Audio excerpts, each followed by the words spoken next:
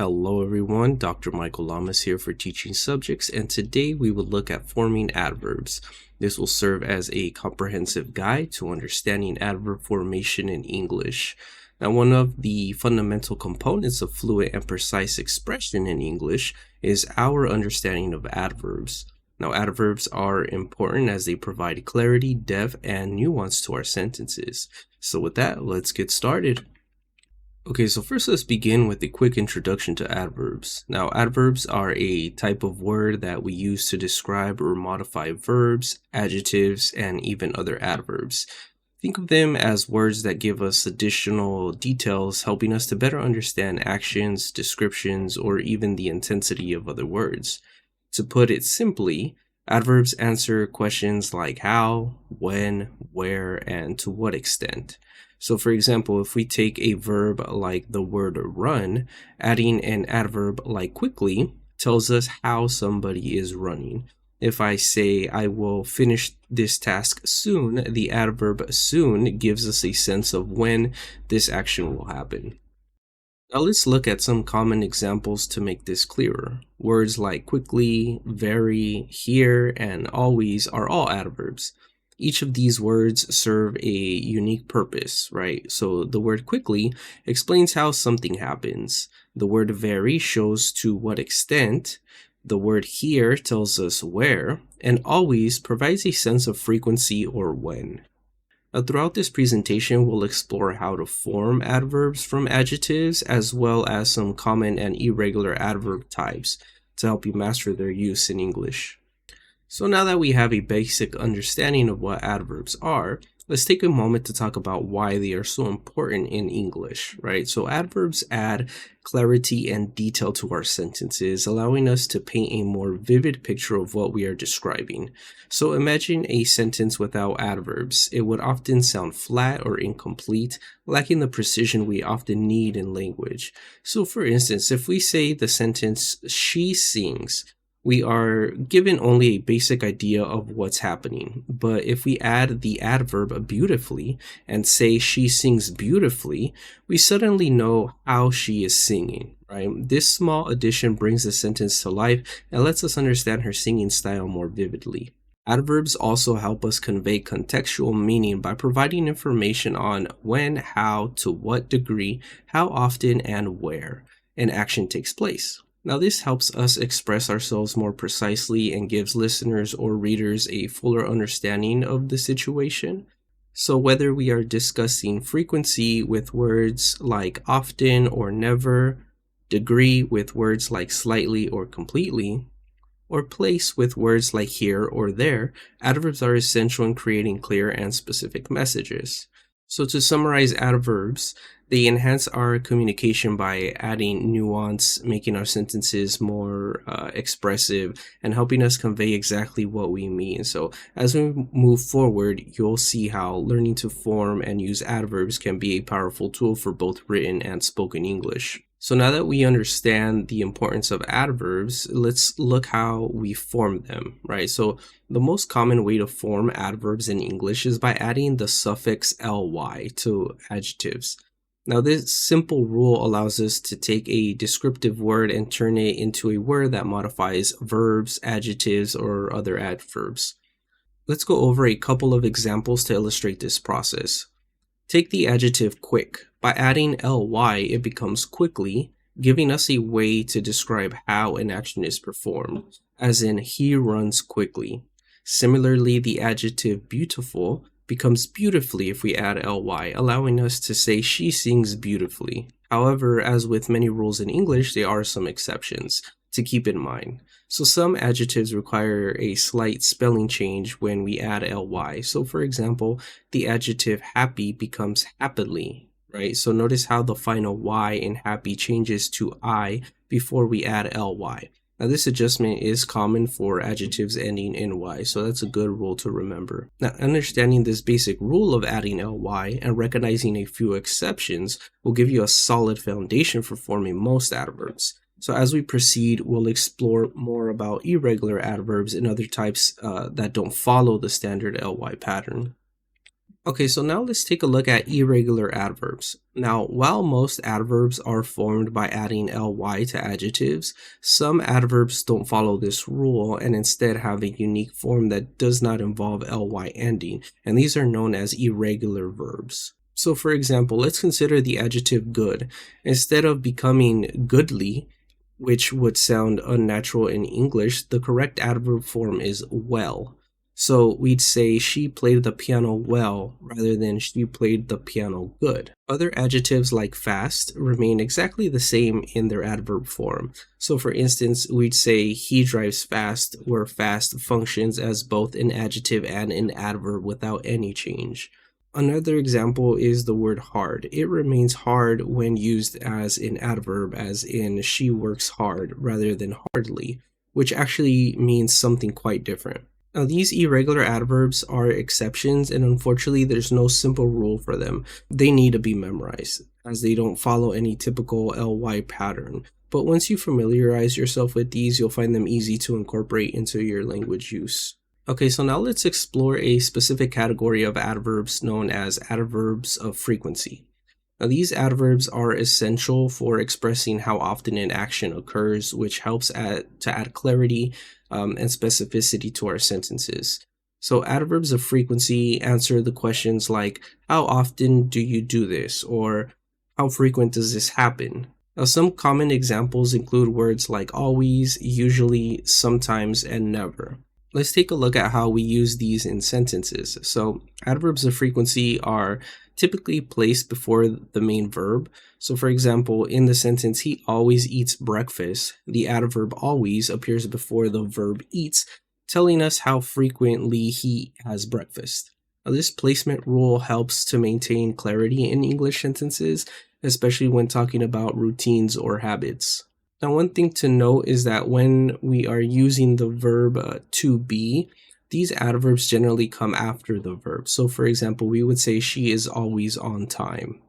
The adverb usually expresses that an action happens most of the time, but there may be occasional exceptions. It suggests a habit or routine that is typically but not always followed without fail. So, example, he usually walks to work. Here, the word usually comes before the main verb walks, indicating that walking to work is his typical habit, although he might occasionally use another mode of transportation. Now, the word sometimes indicates that an action occurs on certain occasions but not consistently.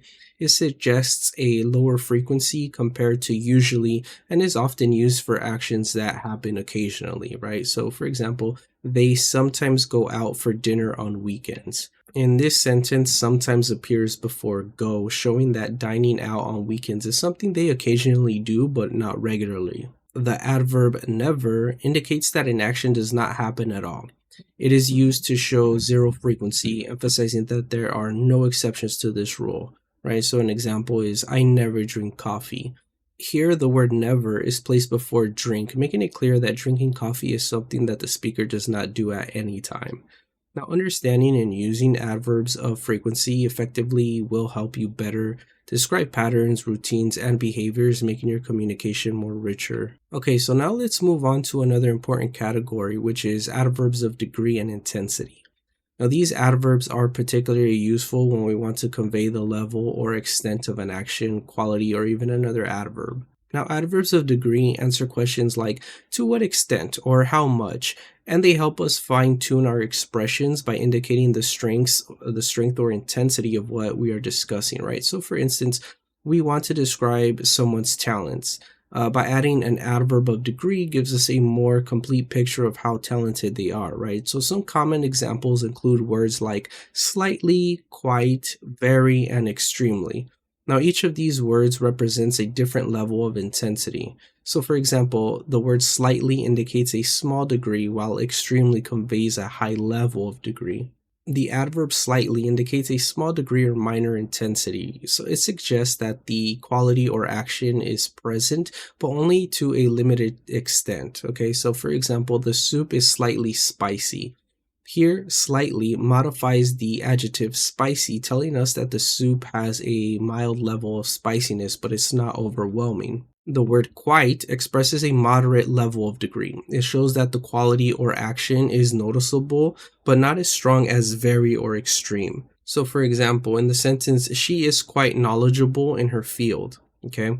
So, in this sentence, quite modifies knowledgeable, indicating that she has a good, respectable amount of knowledge, though perhaps not to an exceptional degree. Let's look at an example sentence, right? She is very talented. Here, the adverb very modifies the adjective talented, emphasizing her level of talent. Without the word very, the sentence might sound flatter or less descriptive. So, by adding this adverb, we give the reader or listener a clearer understanding of just how talented she is. Now, the adverb extremely conveys the highest level of intensity amongst these examples. It suggests that the quality or action is at its peak or extreme degree, leaving little room for doubt.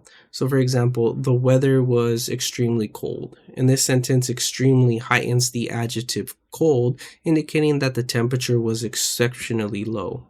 Using adverbs of degree effectively allows us to add nuance and precision to our sentences, making our descriptions more vivid and also more engaging. Okay, so now let's discuss comparative and superlative adverbs, which allows us to make comparisons between actions. So comparative adverbs are used when we want to compare the way two actions are performed.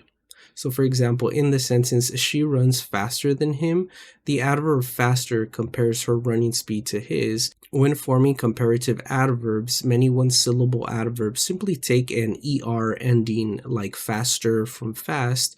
For longer adverbs like carefully, we use the word more, so more carefully compares the degree of care between two actions. Now, superlative adverbs, on the other hand, are used when we are comparing more than two actions, identifying one as the most or least in its degree. So, for instance, in the sentence, she runs the fastest in her class, the adverb fastest indicates that no one in her class runs faster than she does.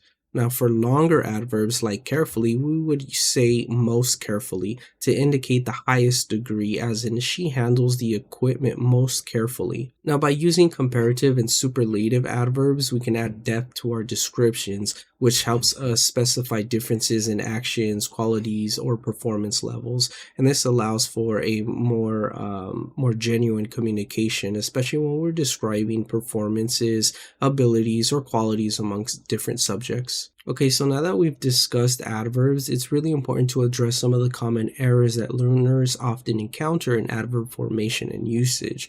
Recognizing these can help you avoid mistakes and make your sentences sound more natural and more accurate. Now, the first common error is confusing adjectives with adverbs. Now, this happens when we use an adjective instead of an adverb to describe an action. So, for example, saying that he sings beautiful is incorrect because beautiful is an adjective and it does not properly modify the verb sings.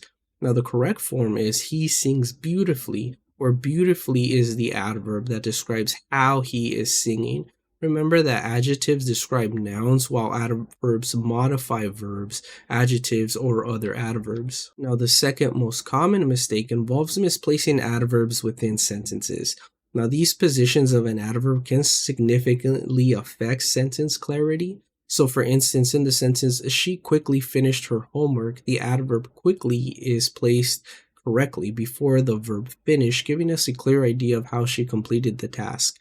However, if we place the adverb incorrectly, as in she finished quickly her homework, the sentence sounds awkward and also confusing. Now, a good rule of thumb is to place adverbs as close as possible to the word they modify, typically before the main verb or after the object, depending on the adverb type.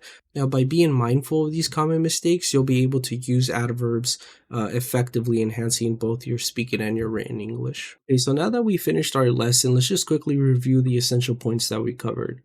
First, we learned that adverbs are versatile words that modify verbs, adjectives, and other adverbs, helping us describe how, when, where, or to what extent an action takes place, and this adds depth and clarity to our communication. We also explored the most common way to form adverbs, which is by adding the ly to adjectives, turning words like quick into quickly or beautiful into beautifully. Then we looked at irregular adverbs, which don't follow the ly rule. Now these adverbs like well, from good, and fast, as both adjectives and adverbs are unique and need to be memorized for accurate usage. With a solid understanding of adverb formation, you're now ready to practice using these words to enhance your sentences and also your expressions. So with that, I'd like to thank you for joining me in this session. If you found this lesson helpful, don't forget to like, comment down below, subscribe to the channel, follow us on social media, and we'll see you on the next video. Thanks for watching.